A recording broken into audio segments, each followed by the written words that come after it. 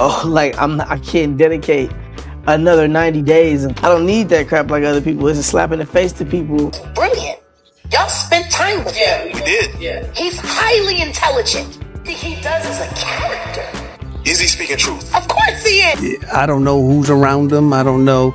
I love him. I want what's best for him. But, you know, he need somebody. Hey, come here, young. Let's talk. A beloved star from your favorite childhood sitcom may now be the missing link in one of the most explosive legal showdowns in Hollywood history. And a lot of people got fucked a lot of people, and it's not nothing wrong with who he and how he them. It's all on video and audio. In a twist straight out of a Hollywood thriller, Orlando Brown, forever etched in our memories as Eddie from That's So Raven, has vanished. His disappearance comes just days after he reportedly agreed to testify against two of the music industry's most powerful figures, Diddy and Jay-Z. Brown, once known for his magnetic humor and screen presence, has seemingly disappeared without a trace, sparking questions that could shake the foundation of celebrity justice. How did this quirky star end up at the center of a legal hurricane, and who stands to gain from his silence? And that's what they f***ed up at. You can tell me Pup going away for a long time, bro, but do you not hear the of Meek Mill? Do you not hear all of the shake it off, take that of Will Smith? Can you not give me the oh God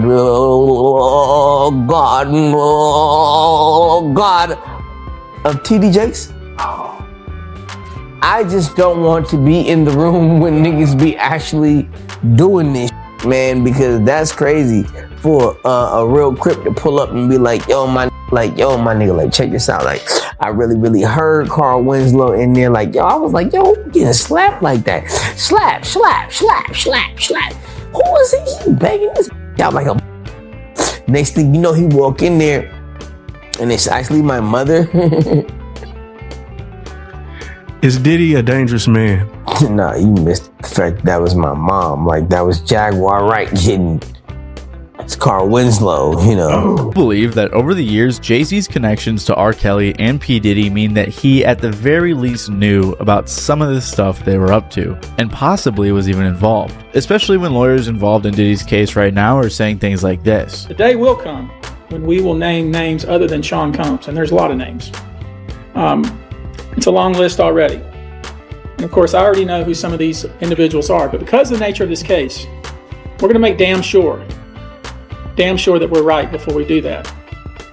But the names that we're going to name, assuming that our investigators confirm and corroborate what we've been told, are names that will shock you. That lawyer even went on to say that there would be some eyebrow-raising names, which is why people think Jay-Z is involved. Diddy and Jay-Z have been friends since the 90s, when they were both growing up in the music industry. They even collaborated on a track in 1997. On top of that, these two were connected to Aaliyah and R. Kelly, who were married when Aaliyah was only 15. Dame Dash, who co-founded Rockefeller Records with Jay-Z and dated Aaliyah when she was actually of age, said he thought it was morally wrong for Jay-Z to do a collab album with R. Kelly when he did. Dame said, "It's morally wrong to do a project with someone that we know my girl or anybody for that matter." He also said Jay-Z tried getting with Aaliyah too. I guess Jay was trying to get at her as well, and I didn't know.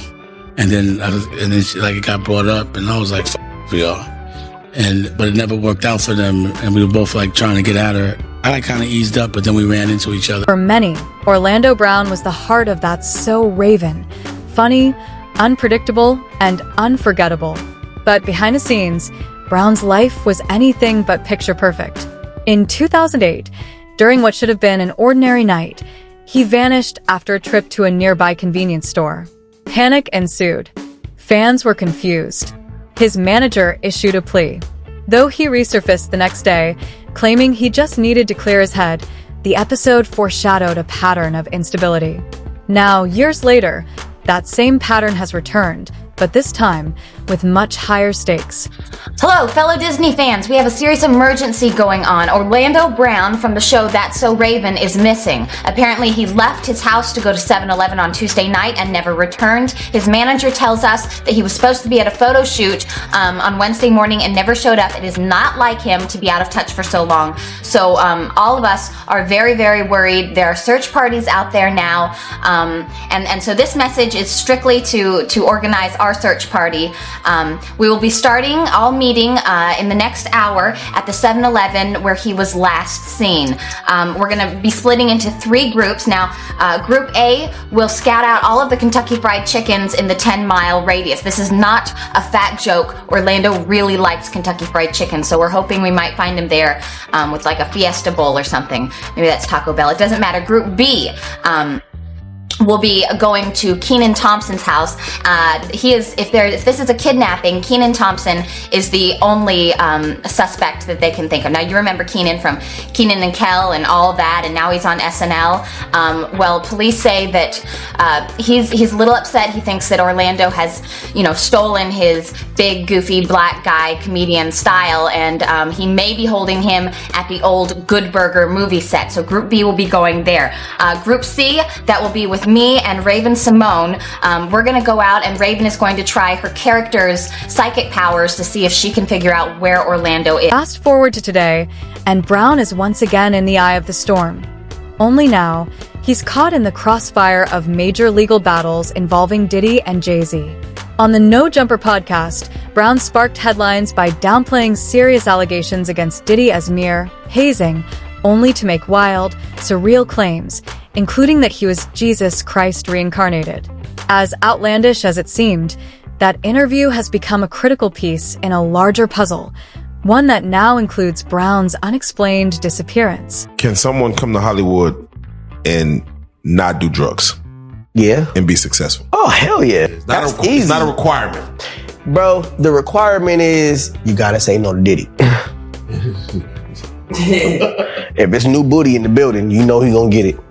Don't take your girlfriend to a Diddy party. Nigga, you can take the bitch, but he wants you. He ain't worried about that bitch. he is not worried about that bitch at all. Okay, he ain't. Meanwhile, a federal judge has ruled that a woman who accuses Jay-Z and Diddy of raping her at age 13 can remain anonymous. The judge rebuked Jay-Z's legal team for aggressive attempts to unmask her identity, calling their tactics inflammatory and wasteful. The lawsuit alleges that the assault occurred during an after-party in 2000 while a celebrity watched. Jay-Z has denied the claims, calling them an extortion attempt. But with the legal spotlight intensifying, even dismissed accusations cast long shadows, and Brown's missing voice only deepens them. Prosecutors promised when they announced the charges against Diddy, the indictment, that they were going to continue investigating. They said this is an open investigation, which certainly hinted we're not done charging this guy. And that has come true because they have now announced a superseding indictment, which basically says, which is fancy term for we got new charges. More charges. More charges. And by the way, this is the second superseding indictment. So they are superseding. Yeah, exactly. It should have been, isn't it a double superseding indictment? Superseding. The new charges relate to victim 2. And you remember the last time they added on more charges, they added victim 2 and victim 3. Victim 1, we all believe to be Cassie because Diddy's people have referred to victim 1 as being Cassie. But victim 2 and number 3, we don't know their identities, but now the feds are saying that allegedly Diddy was doing other things with this victim 2 that they didn't know about, and now they have enough evidence to bring this. So those charges are trafficking by force, fraud, or coercion, and transportation to engage in prostitution, which is interesting because you all have this great new documentary out talking about Diddy's defense. Yeah. And the mock jury in that were uncomfortable with some of these ideas of sex trafficking and prostitution. And a federal judge has ruled the woman alleging she was raped by Jay-Z and Sean Diddy Combs can remain anonymous. The woman says both men raped her at a party when she was 13 years old. Jay-Z's legal team had fought to get the case dismissed, arguing his accuser should have to reveal her name, but the judge disagreed. ABC's Morgan Norwood has the latest. A legal victory for the woman who is suing Jay-Z for allegedly raping her when she was 13. A federal judge ruling the woman can proceed with the case while remaining anonymous, at least for now. But the judge also chastising the lawyers representing Jay-Z, accusing them of trying to fast-track the judicial process by repeatedly filing motions to reveal the identity of the Jane Doe to have the case dismissed. The judge writing in a 5-page brief that the Carter's lawyers' relentless filing of combative motions containing inflammatory language and ad hominem attacks is inappropriate, a waste of judicial resources, and a tactic unlikely to benefit his client. The court will not fast-track the judicial process merely because the counsel demands it. This latest legal twist coming after the recently filed civil lawsuit by Jane Doe, claiming that Jay-Z, whose real name is Sean Carter, and P. Diddy, drugged and raped a 13-year-old girl at an after-party after the MTV Music Awards in 2000, while an unnamed celebrity watched. Jay-Z has vehemently denied all the allegations, putting out this statement 2 weeks ago, writing in part, "This is a blackmail." You met Diddy? Yeah. Uh-oh. What was that look? What happened? They parties. Explain. He's a cool friend of mine. He's One a of cool my best friends. I love him. There's nothing else to say about Diddy. Does he have a vagina? Come on, man. I'm asking. I just want to know. If Jay-Z's got a vagina, He then Diddy definitely has a vagina, for sure. Everybody knows that I love Diddy, man. Oh, you ain't gonna say it. Diddy's like, you better not talk about my... No, it's not even that. You better not. It's not even that. It ain't even got nothing to do with that. Everybody know I got respect for Diddy. I love Diddy. Everybody try to come at Diddy. Why am I making it harder for my mans, yo? I love my man. As media outlets and investigators attempt to piece together what happened to Orlando Brown, the stakes have never been higher. Brown was reportedly prepared to act as a corroborating witness in a case that could alter the legacies of two music titans. But his sudden disappearance raises chilling questions. Was he silenced?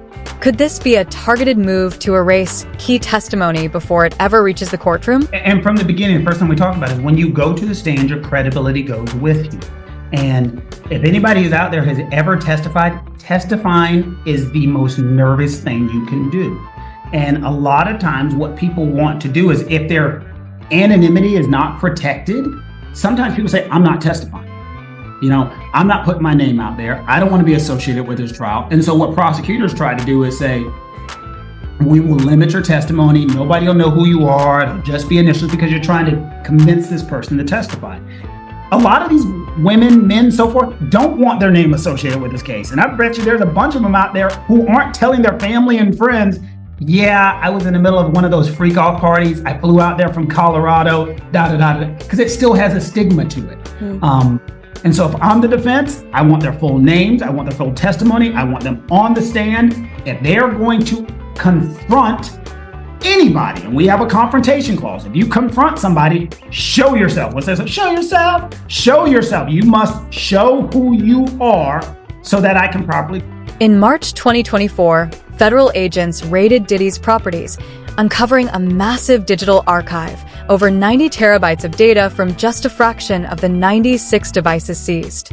This trove could potentially reveal a web of crimes that extend far beyond public knowledge. With new civil lawsuits and damning statements from former insiders like Cassie Ventura, the narrative around Diddy has shifted from glamorous mogul to embattled figure. Brown's disappearance now seems less like coincidence and more like a calculated silence. Utterly failed to do so. It sought several warrants to search Mr. Combs' residences, his electronic devices, and his person, and it presented a grossly distorted picture of the facts. It included only inculpatory facts, and it excluded critical exculpatory evidence that was indisputably in its possession at the time. The government claimed victims were coerced into sex, but it failed to inform the magistrate that, and then there are lines that are redacted. But it goes on to say, the warrants themselves were also grossly overbroad. On a theory that Mr. Combs' entire life was a criminal enterprise, the government sought virtually all limitless authority to seize any evidence related to that enterprise, all his digital devices, and the information they contained. All information in his iCloud accounts, plus troves of records and items in his houses, almost none of which was contraband. By the way, interesting they say almost none of which was contraband. Does that indicate that there was some stuff found that could be considered to be contraband? They go on to say that perhaps the thing that's most troubling is the government received essentially limitless authority to search Mr. Combs' digital devices, which contained a vast trove of personal information. The Supreme Court and Second Circuit have repeatedly warned that it is essentially important that digital device searches must be limited and particularized. The warrants here were not. The warrants were thus unconstitutional general warrants, and the evidence obtained through those warrants must be suppressed. All right, Cassie, she plans to testify against Diddy at the trial, and she's going to use her name. So a lot of the women who have accused Diddy are anonymous. They're Right. Jane Doe Jane Does. or Victim 1 Or John or 2, Does. or John Does. But Cassie allegedly, apparently, is going to take this stand and talk about her abuse. Obviously, that tape of him beating her up at the hotel is what set off this whole thing. You know what I mean? Like, this has just made it matters so bad for Diddy. So now that she is gonna sit up there and like look him square in the eyes and talk about her side of the story, that's not great for Diddy, obviously. No, and like I think also Cassie is a celebrity, right? Mm. Like millennials know who she was or is. She had like a booming career back in the day. So I think it also adds some extra zhuzh when you have like a well-known public figure coming forward. Trusted public figure. Trusted and beloved Yeah. too. So I think that also will hurt him. She of course became public. All of this went public when that video came out from CNN. So it's been revealed who she is already, and now she is not looking to conceal her name. She wants to, put it all out on the table. And yeah, yikes, it could be really. Jay-Z, once seen as an untouchable titan of culture and business, has also been pulled into this vortex of accusations. Though his lawyers dismiss the claims as fiction, the stories told, from elite abuse parties to orchestrated humiliation rituals, paint the disturbing picture. At the heart of these swirling narratives was Orlando Brown, whose testimony promised to shed light on the industry's darkest corners. But now that he's missing, the scales of justice hang in dangerous balance. But were accusing the couple of being members of the Illuminati. They also made darker assumptions that Beyonce was linked to the death of the rising singer Aaliyah. Rolling Stone said, "The far reaches of the internet even link Beyonce's rise to fame with R&B singer Aaliyah's untimely death in 2001, with theorists claiming that Aaliyah was killed because she had tried to get out from under the Illuminati's control. According to that narrative, Aaliyah was meant to be the rightful queen of the music industry, but after her death, Beyonce stepped in to take her place." And this is the thing about these theories, sometimes they include like the Illuminati, sometimes they don't, sometimes it's just like the shady elites, and I think in general they're interchangeable. Theorists have also pointed to J. Cole's song She Knows from 2013 when he referenced Beyonce, Aaliyah, and Left Eye, one of the members of TLC who tragically passed away in a car crash in 2002. And while the mention doesn't have any direct correlation to the theory on the song, people often point out how both Aaliyah and Left Eye, supposed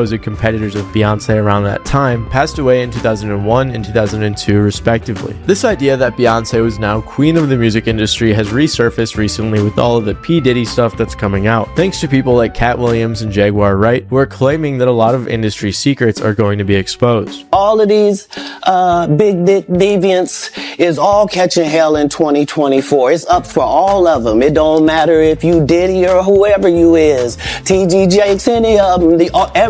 All lies will be exposed. That's all. When's your birthday? It's a mold. When's your birthday? 12/04/87, the same birthday as Jay-Z. So That's your. Oh, he's a Sag. Literally the same. yeah, it's the same birthday as her, Me. Jay-Z. So my main thing. What? How is So she my main- Jay-Z? so my main thing is that- Explain the that. same way you're Explain Miley, that. the same way you're Miley Cyrus. I don't know, Miley. Look at the front teeth. Look at the grill. You know what I'm saying? I came in like a wrecking ball. But how am I Jay-Z? Because you know what I mean. It's just it's always the top grill. Our top grill. Yeah, you got it. It doesn't mean that it's bad. But you compare. She has nice teeth. I do. I didn't say that it was bad. But Jay-Z kind of has like the camel teeth thing going. Let's What be you real. trying to say? Hold on. That's what people. up. I'm not. That's not what I say. About Jigga's But teeth, people man. always say he looks like a camel. Like he's even rapped about it. About Jigga's teeth? No, man. I'm just saying, like that's what I think of when you say Jay-Z's No, teeth. man. It's very recognizable. The mouth part. The mouth. He has a recognizable mouth. Yeah, and so does Miley. That's all I'm saying. So. Does she? Mm-hmm. They'll rewind this shit, start to look, and I promise all the memes. And he said, "No jumper looks like Miley Cyrus, and you look like Jay-Z." I don't look like Jay-Z. What do you look like with the slanted flat top? Is the flat top back? Oh well, it's our prerogative. The whole entire world, not just mine. It's it's our prerogative. Yeah, whatever we want. Brown's personal arc is nothing short of tragic. A once celebrated child star transformed into a troubled adult fighting demons both real and imagined. His public breakdowns, bizarre statements, and erratic behavior are now being re-examined not just as signs of mental illness, but potentially as coded cries for help or warnings. Did he stumble too close to a truth that powerful people wanted buried? It can connect half a thought with another half a thought, so it can get pretty confusing. And I think there's a real good chance that what you've been through has caused you to have some neurological disruption. Well, not necessarily. Me personally, not to cut you off. Me personally, it's not about saying F it or anything. It's very clear to me that some of your thinking is confused, and I think that you need some treatment for that will unravel that. And I think in a very short time, you can get back to being the Orlando that has been so successful in your life. And I know that even with some of that confusing and racing thoughts, that somewhere in there, you know what I'm saying is right. And somewhere in there, you know that I'm offering to help you, and you should take that help. I'm 4 years sober for a reason.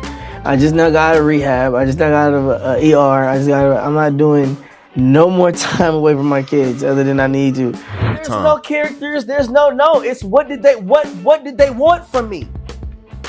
What did they want to see? They label it whatever the they want to label it. That's why I don't care. They can label me whatever the they want to label me. You can't put me in a box. It's the Holy Spirit. By any means necessary, it's going to shine bright. By any means necessary.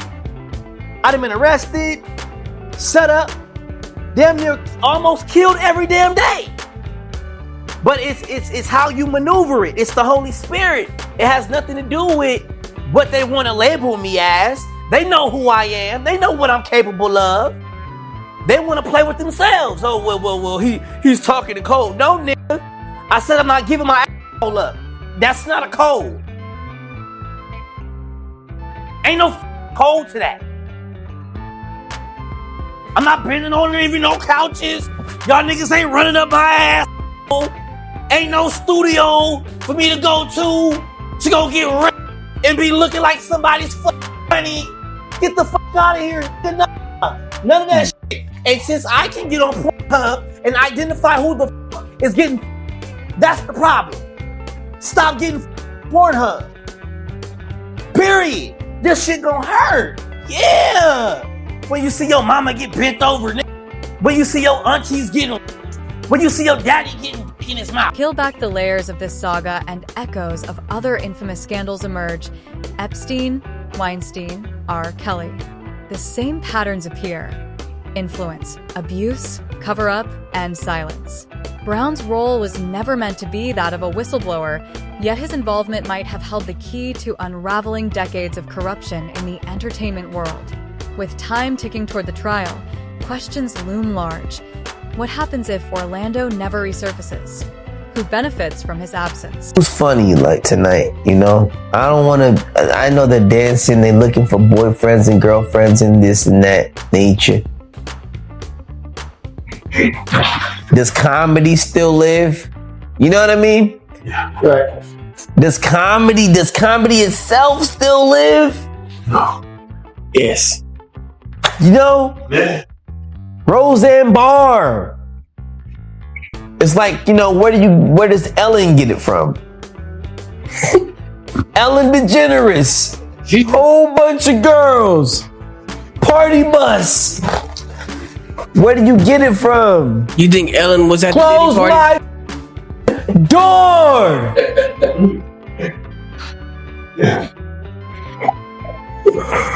Ellen DeGeneres. Jimmy Fallon. Jay Leno. Oh, come on, man. You're talking Johnny Carson. You can really get in trouble for this fame. Right. Die thinking about it. That's how high we are off the fame. That's where we are right now. And then the world is looking at it and we're getting paid off of it. And it's just like, dude, we're on a Jimi Hendrix level. We're on a, Jim Dean, Jim Kelly even. Mike Tyson, he's the one trying to fight for everybody to stay rich. Could Orlando Brown's disappearance be the final piece of a puzzle that unravels Diddy and Jay-Z's empire? Or just another chapter in the Hollywood playbook of silence and suppression? As this story unfolds in real time, one thing is certain: the truth is coming. Subscribe, stay alert, and prepare for more twists in this explosive tale of fame, power, and vanishing justice.